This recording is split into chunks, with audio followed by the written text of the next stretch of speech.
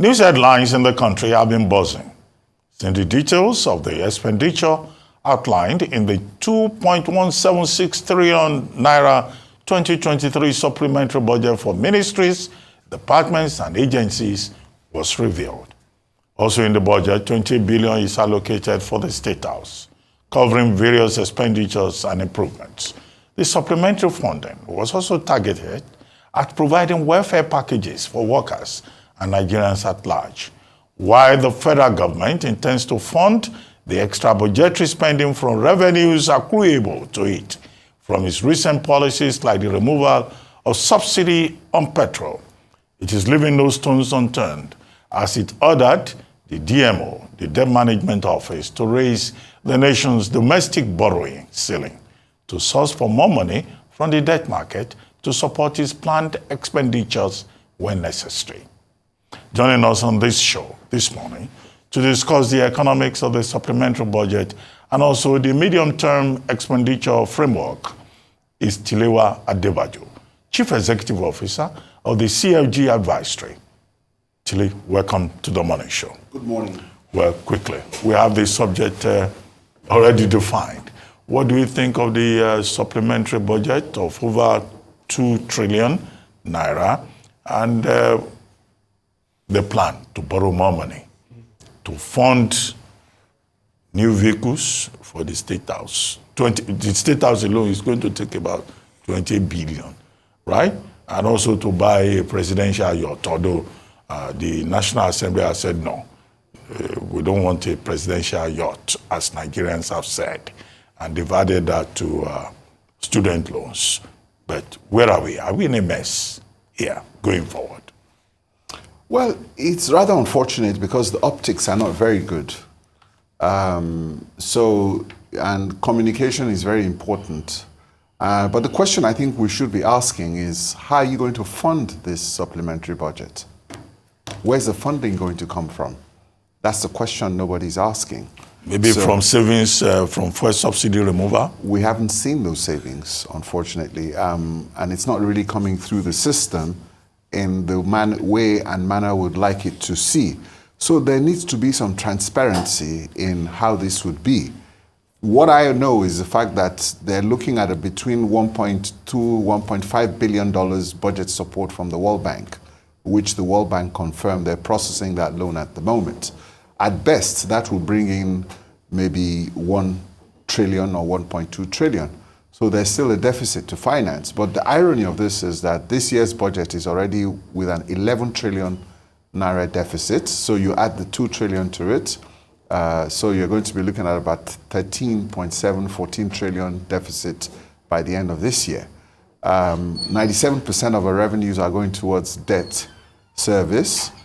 This administration has already drawn down 4 trillion already from Ways and Means.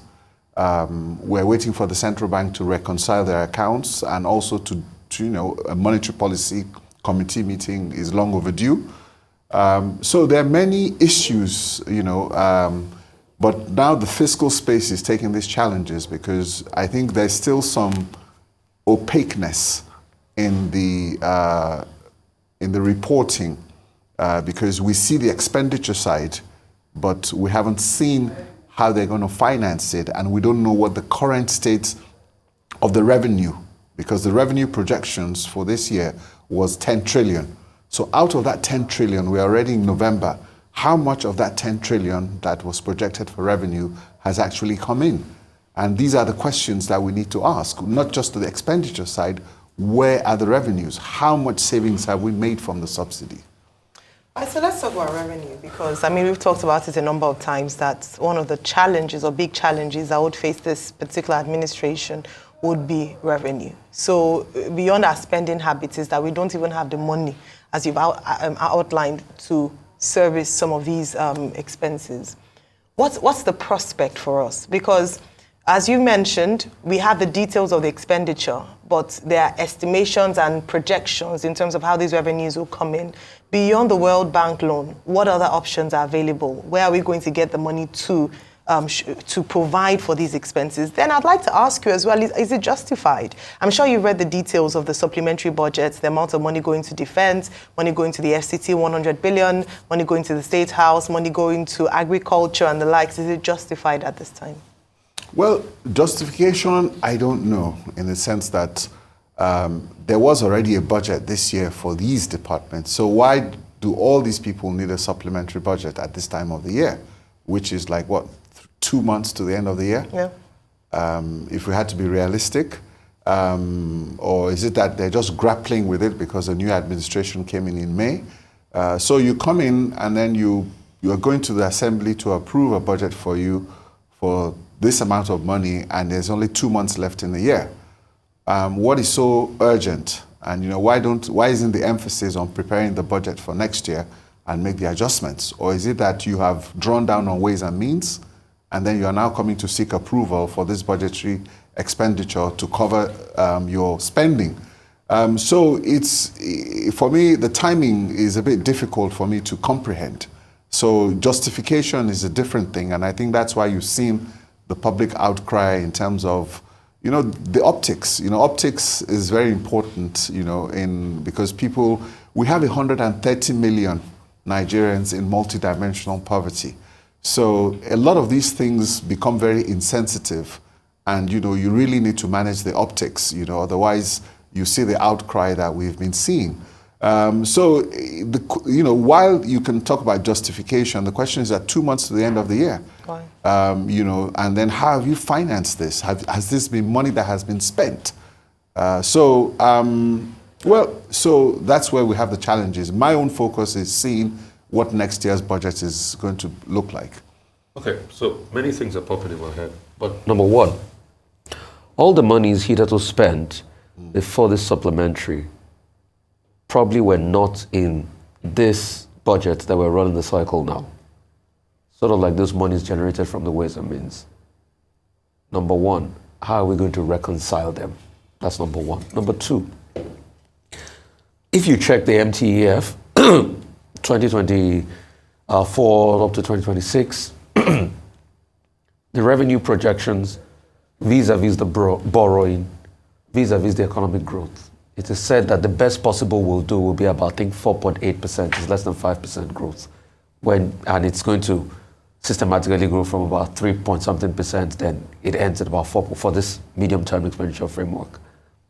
For the fact that we're not having that level of growth, and what they base their parameters on for raising those revenues are not cogent enough, then what do we do?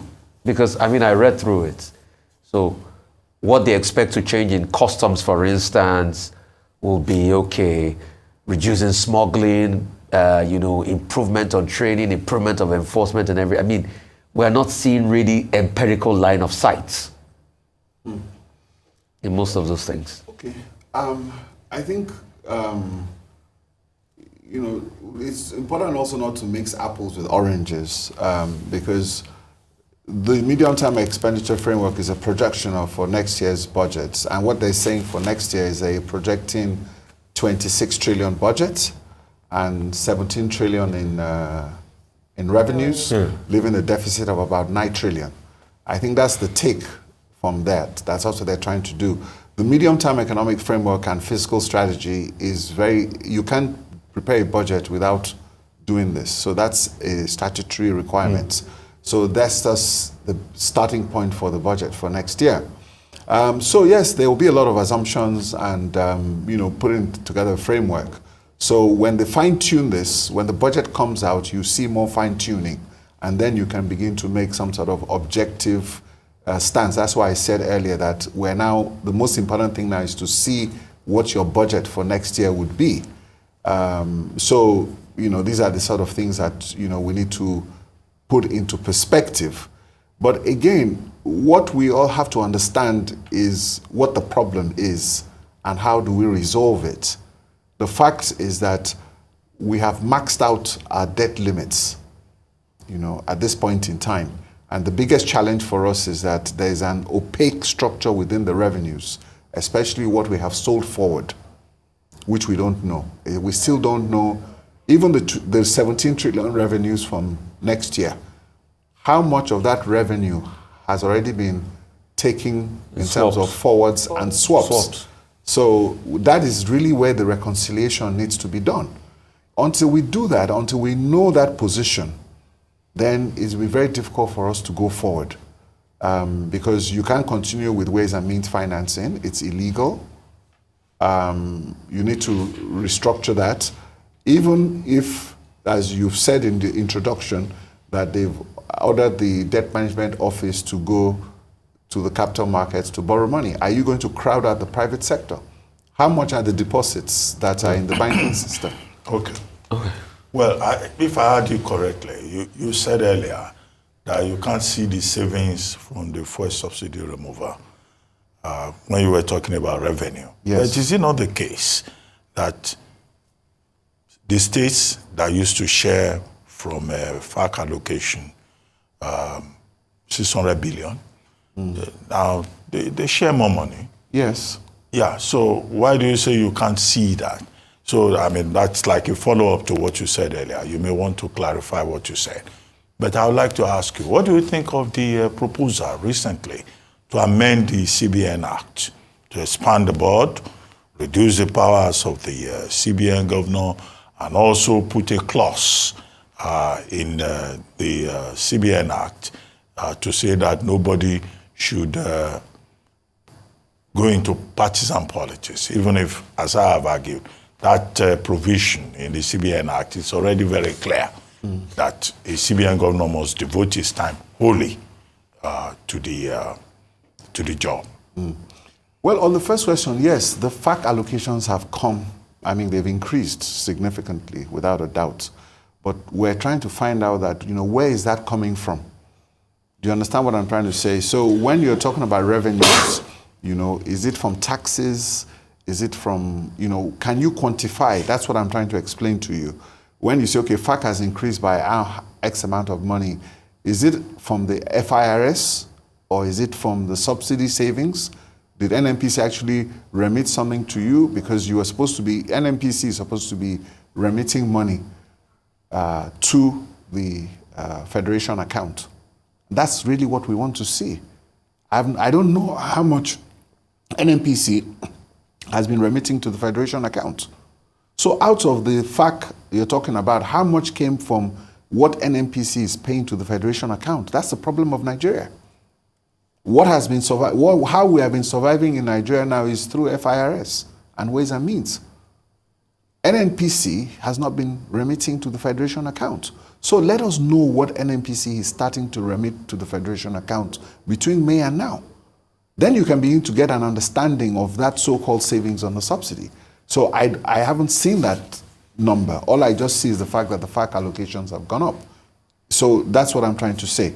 As far as the Central Bank Act is concerned, for me, it's a knee-jerk reaction. There's nothing wrong with the Central Bank Act as it is. If the central bank governor contravenes the CBN Act, then that's a different issue. Because the CBN had a board, there's governance, and board members were sitting in meetings when the central bank was breaching CBN acts. So people deliberately breached the act. So the issue is to look at Section 38, which talks about the ways and means, and to find a way to resolve the ways and means financing, which is currently now at 30 trillion. Okay? The whole of the pension, so going back to the point of the capital markets, the whole of the pension funds in Nigeria is 16 trillion. Banks have deposits of close to 50 trillion. Ways and means alone is 30 trillion. So you can see that the money that Ways and Means has been financed is twice the pension fund's money. So do you want to now go and take all the pension fund money or all the money in the banking deposits? Where will the corporates and the SMEs and the rest of the economy, where will they borrow? So government cannot go out and crowd out the private sector because we are going to stunt the growth of the economy. All right, so the president is looking at, or has said, that he's looking at a $1 trillion economy by 2026. We have debated how realistic this would be, asked questions around this, but I'd like to get your thoughts on this. Is it achievable? Well, it was on this program that we first talked about Nigeria as a 1 trillion economy, and all of a sudden, everybody has picked up on it. So let's clarify something very quickly, and which is something that we need to understand, and I'll say this again. Nigeria is already a $1 trillion economy. Okay, I went out yesterday. I went to an art exhibition that's called Artex, run by this very brilliant entrepreneurial young lady, Tokini Peterside, and many paintings there. I saw some of Bruce Onabakwe's work there. What was on display only for Bruce Onabakwe was easily worth 600 million naira. So the art exhibition and all the exhibits there are in excess of billions of naira. That's an economy there. After that, I went to a restaurant called Rococo. Then there, where is that? In Victoria Island, just on Lagoon Bay. And I started talking to the manager. They employ 200 people. 200 people.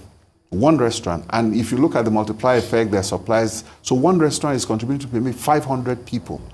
So the potential of this economy is already at 1 trillion. The problem we have in Nigeria are the people managing our economy. In 2014, our GDP was already close to $600 billion. We've lost $300 billion since then, or 250.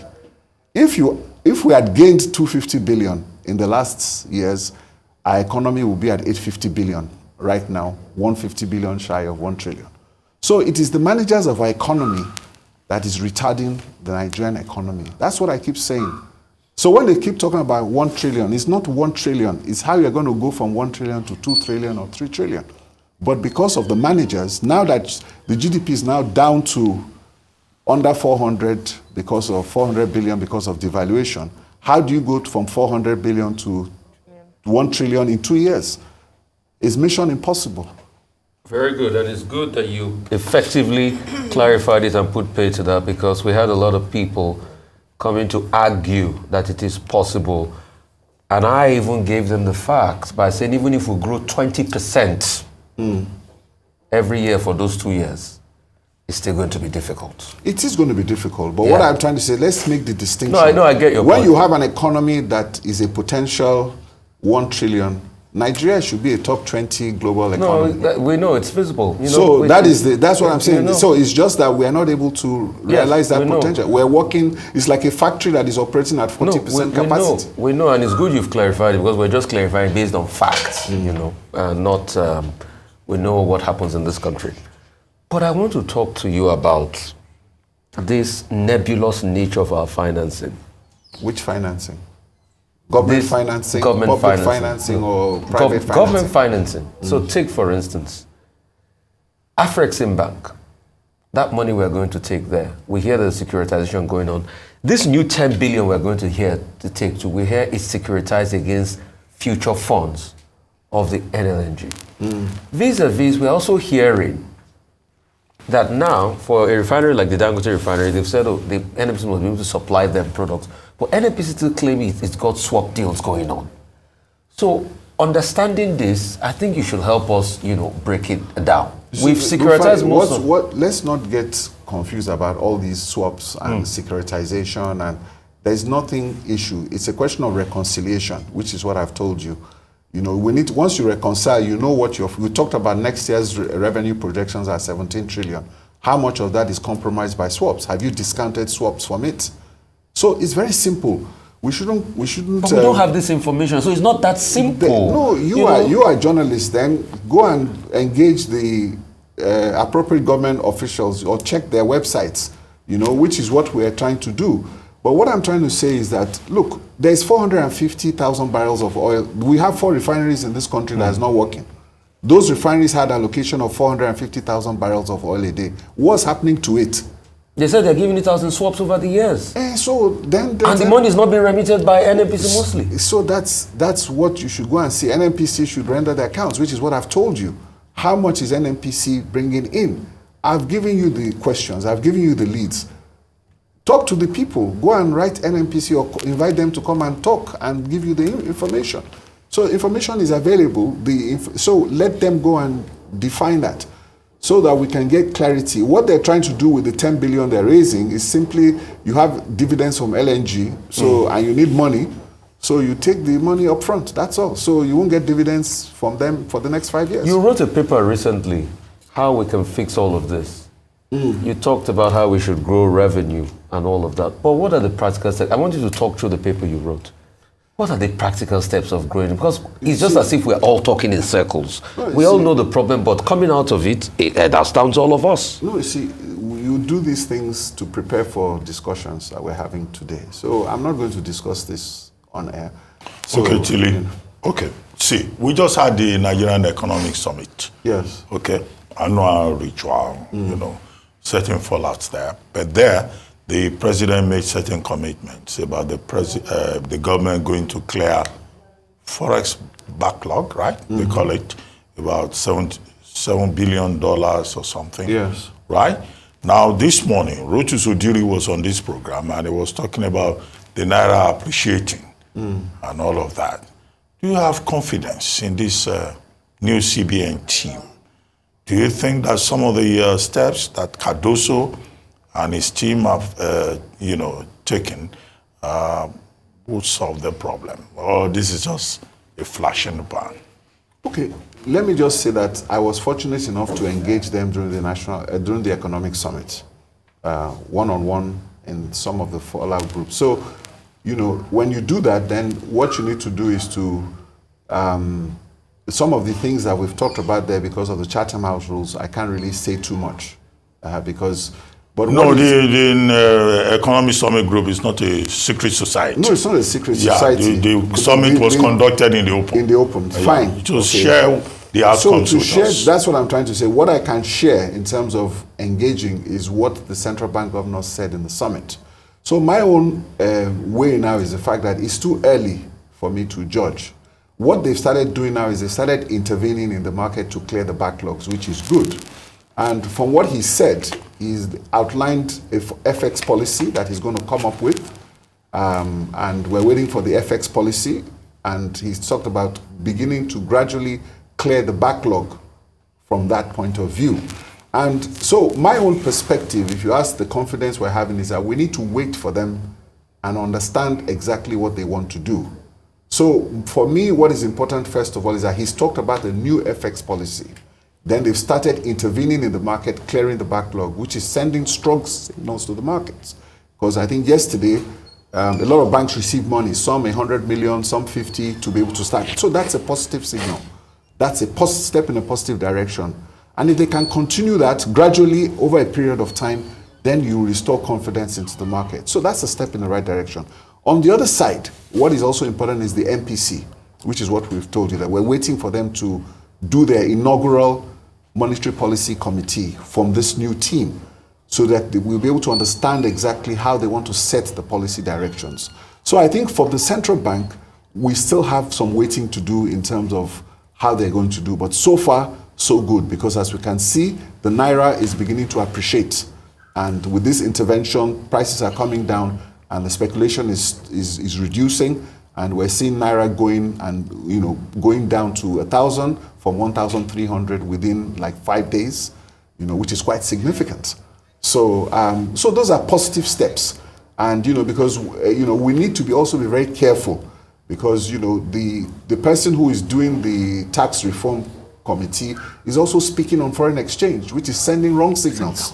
You see, so that also is something, I don't also want to start to go into that fray. Because the person that is doing the tax reform should stop talking about foreign exchange policy. Yes, he should stop talking about foreign exchange policy. That's not his line. Because you will send mixed signals to the market. So that's why there's, when you are signaling and you're communicating, and there's a bit of fuzziness, it's important to clarify it and then, one doesn't add to it to create more confusion. But what the central bank is doing is what they're supposed to do. Central banks don't announce. Let them intervene. They telegraph their messages, and this is what they're doing. They didn't need to announce, we're going to intervene in the market tomorrow. No. They did the intervention, and you've seen the effects. The dollar has gone from 1,300 on the black market down to 1,000, just in 4 or 5 days. They didn't make any announcements. They just did what they had to do through the banking system. And, so that is the way it's supposed to be done. All right. Well, we're out of time now, unfortunately, but I do think that your article on reviving the Nigerian economy is worth reading. Okay. The truth is that a number of things you highlighted there are I think we've talked about a number of times, Yes. they're obvious. Human capital development.